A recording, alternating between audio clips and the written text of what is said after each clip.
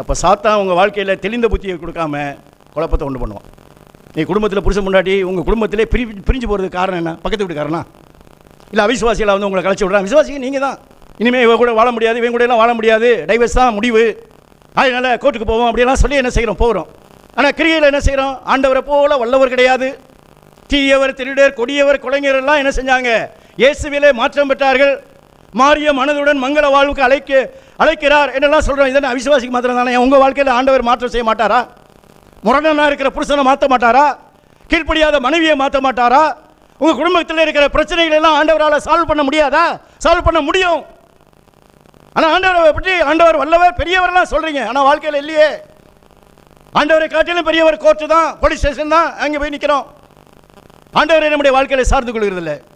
எனவே சாத்தான் என்ன செய்யறான்னு கேட்டிங்கன்னா நம்மளை இது மாதிரியாக டைவர்ட் பண்ணி கொடுக்குறோம். அதனால் பிசாசை என்ன செய்யணும்? எதிர்த்து நிற்கணும்.